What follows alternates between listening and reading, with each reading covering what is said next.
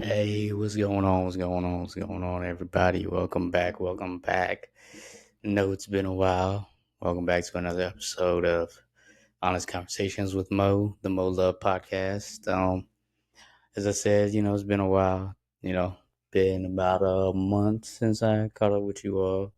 So, good to be back. And of course, as always, let's just get kind of right into it, kind of what I've been really kind of going through this kind of last month and kind of thinking about. And that's just the concept of how we utilize composure as a mask and in terms of how we, choose to be civil. And I think that's what the thing about composure is. And although it can obviously be seen as a good thing to be composed and calm, but I think when we oftentimes hide ourselves in calmness, can sometimes be deflating and deflecting, especially in how we choose to be civil, because civility is more so in how when we are choosing to slant the truth and really kind of slant the truth about ourselves, kind of the reality that's kind of occurring around us. And we do that, by choosing to stay calm, choosing to stay composed instead of allowing our emotions to really be expressed. And I think when knowing that truth cannot really be revealed without emotion. Those two are kind of intertwined. For you to be kind of truthful, you got to be able to tap into whatever emotions are happening in that moment to really, uncover what it is you're looking to uncover, or whatever it is you're looking to express. And I think sometimes when we stay composed, we kind of hide that truth about ourselves. And had certain truths, from the world around us, and kind of get into, the what can be seen as, I guess, uh, negative, in that when you're choosing to stay composed, sometimes you're really choosing to be apathetic, and that's choosing to kind of give up and kind of allow, whether it be shame, whatever it may be, to kind of allow you to control you in that moment, versus when we look at rage. And I want to obviously look at here the differences between, rage versus apathy, where, as I said, being apathetic, you're just giving up, just allowing whatever you feel to not really truly be expressed. You're not really allowing yourself to kind of come forward with the moment, versus where rage, you're moving forward with it. You're coming to that reconciliation. You're really realizing what it is that you're kind of uncovering in this moment. And I think sometimes we look at rage as a bad thing, but rage can kind of push us to, see different parts of ourselves that we didn't notice, that we're truly unaware of. Versus when we're choosing to be apathetic, we're kind of giving in and just being content with kind of the status quo, kind of the norm of things. So I think when we look at rage and anger as a whole, it's realizing that it allows us to kind of reconnect with ourselves, reground, reanalyze, kind of readjust in that sense of who we are, and kind of, what we're learning about ourselves in that moment, where we allow ourselves to, kind of feel angry, kind of feel upset, to, be disappointed, to be embarrassed, versus where, you don't allow yourselves to really feel those emotions. And I think with anger comes, two different forms of anger. There's the interior anger and the exterior anger. And when you're looking at the interior anger, it's that anger you're dealing with kind of inside you, all alone, when you're the only one with willing, to face, your fears, your shame, and allowing it to uncover. And I think with interior anger, if you allow yourselves to not get caught up in what you deem to be truth or hide certain truths about yourself, you really are able to uncover, you know, those inner turmoils within yourself that you're kind of battling and kind of going through versus exterior anger. That's obviously the anger that we show outwardly to the world around us, to other people, to other beings, and other creations. Where exterior anger, the importance of exterior anger is just realizing how are you staying composed with your anger but still staying true to yourself. And I think sometimes that's where that kind of that composure, where the need to be civil, the need to be calm, versus where you're able to express your true anger, your true feelings without, dismantling another person, whether it be their feelings, their character, and just really still maintaining dignity and character in how you're choosing to, you know, deal and express your anger. And I think, when looking at interior and exterior anger, it's how are you choosing to deal with those different forms of anger? Are you still allowing certain triggers with your exterior anger that doesn't allow you to be maybe properly express how you truly want it and rather more reactive in that sense, or interior anger where you're hiding parts of yourself and you're even staying calm for yourself, and hiding and burying certain feelings, that you may be dealing with or that you want to let out but you still are continuing to hold in. And I think it's important to kind of understand those different forms of anger, and then also, looking at next, I want to talk about also oppressive anger versus holy anger, and holy anger being, that confident anger. And I think we can be confident in our anger when we are truly able to express how we feel without letting anything kind of overtake us. We're not really getting caught up in anything versus oppressive anger. We're using, fear tactics. We're, holding this grudge over, people versus, um, and how we choose to, dictate anger over people too. And I think it's important to notice those differences of oppressive anger versus holy anger, because when you're choosing to use oppressive anger, you're choosing that side of you that is seeking control, seeking power over others, where holy anger and confident anger is where you're properly able to express how you feel without feeling the need to, as I said, utilize fear tactics, kind of seek power over another person or seek to kind of humiliate another person. So I think is being able to understand those differences of how you're choosing to deal with your anger and kind of relate to your anger as you continue to kind of figure out. And I think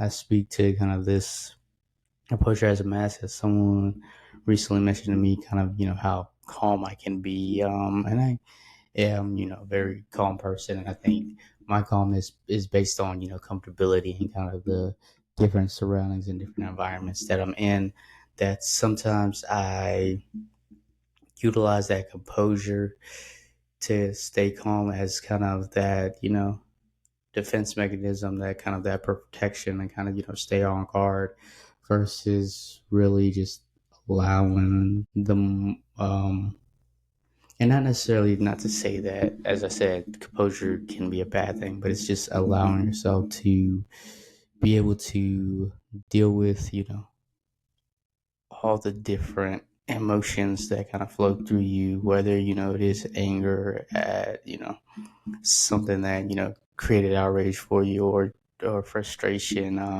but really just allowing yourself to deal with it instead of kind of slanting the truth and kind of hiding parts of yourself or hiding how you truly feel from being expressed. So I think it's very key to notice those kind of differences of how we choose to how we choose to stay calm. And I think obviously calmness is a necessity, but sometimes we use calmness to kind of hide from the world in that sense too, of where we don't allow others to truly know how we feel. So I think that's another thing too about calmness and just about anger too. We see anger as this negative term, but anger is really, it allows us to really, as I said before, kind of reanalyze, recenter ourselves, and how we choose to properly express that anger kind of dictates how you move forward with the next choice you choose to make, with what you kind of engage in, whether that is as I would say, kind of relationships with family, friends, significant others, whether it's at work, personal, work situations, dealing with colleagues, or just strangers, and different kind of the different environments you kind of place yourself in. So I think really being able to understand how we choose, how we understand our anger, the different forms of anger, um, and how we choose to kind of necessarily direct our anger is kind of key as well. Um, and then in that, I kind of next wanted to jump into obviously the talking point of the summer. It has been the 2024, Paris Olympics. It's been an incredible um, summer Olympiad. Has been amazing to see from, Shakira Richardson winning the gold. Obviously, Simone Biles, Jordan Childs, Suni Lee, um, Katie Ledecky, just all the incredible talent. Obviously, the USA men's and women's team the last couple of days winning gold, beating both the men's and women's French national teams. And obviously, today's women's national that game was insane. 66-67 was the final. Gabby Williams foot on the line as she hit the shot at the buzzer, but it happened to be a two, and USA women's basketball national team has won 8 straight golds. The men's team, I want to say, is it 5 straight for the men? No. Wait, maybe. I can't remember. But I do know Kevin Durant has 4 of those medals, the most decorated in U.S. men's basketball history. Simone Biles getting her seventh medal. Noah Lyles, shocking the world, winning the 100 meters, winning gold, photo finish. I want to say it was what the time was, 9.78, and he won by 0.005, so about like a fifth of a second. It was insane, man. Photo finish. And just been incredible just to see all the talent all across the world being displayed, and people kind of representing their countries, and kind of um, showing why they are the top in their sport across the world. So this Olympics has been incredible. Obviously, see breakdancing, even get a chance to being able to work on that.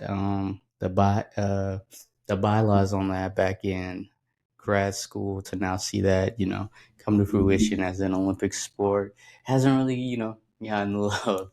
And then from handball to speed racing to oh man, water polo's insane. I love it. Fire. I mean, they take half court shots and hit them. It's insane, man.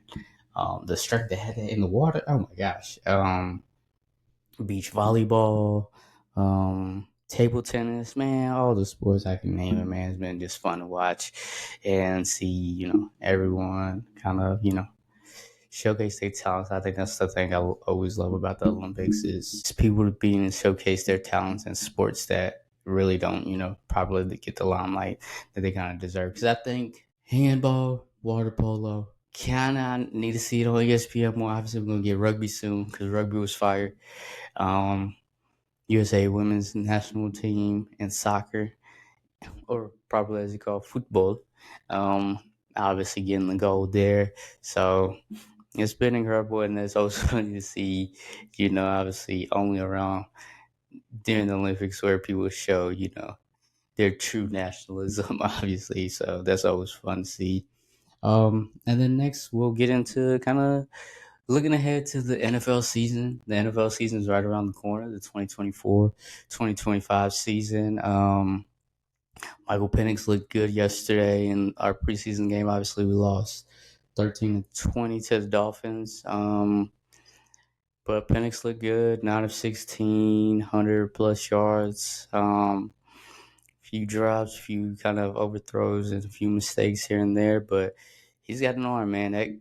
We always, obviously know he's got an arm and do his thing. There's a lot of turmoil happening around the league in terms of with the wide receivers.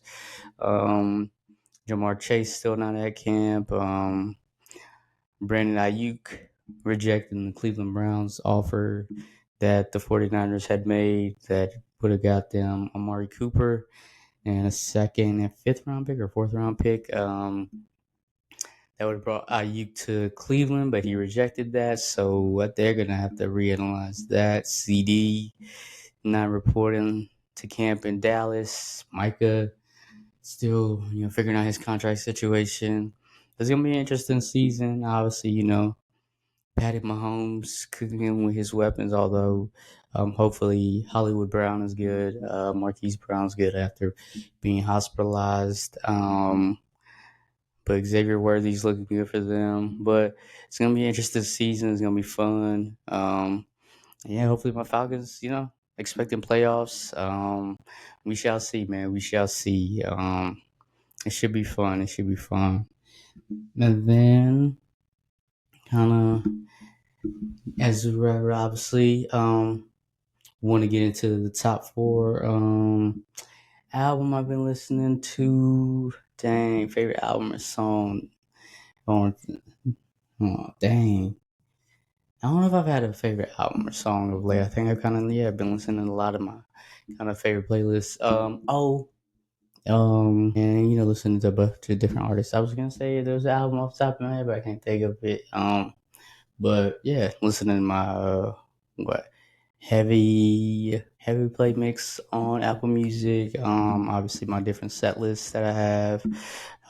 Yeah, and just really just kind of been just doing whatever music. So I really haven't been had like a favorite album. Favorite show to watch. Damn, I watch a lot of shows, but I will say Acapulco. Acapulco has been good. On Apple TV, I watched finished Presumed Innocent. Supercell. Finished Supercell was incredible. What other shows I've been watching? Ooh, I did end up watching the Miss Pat show. It was another incredible season by the Miss Pat show. That was a fire season. What else? Trying to think what else I had watched since. But yeah, I just been watching Acapulco. If you don't know, it's about Maximo Gallardo and his life at Las Colinas Resort in Acapulco, Mexico, and gives you, some time jumps into the past, and it's fun, man. It's a good story. It's kind of he's telling the present moment to his nephew, um, and kind of reliving and kind of explaining how he became who he was, you know, today or kind of in that present moment. So that's been fun to watch. What do I currently have going on? A lot of work, kind of a lot of adjusting to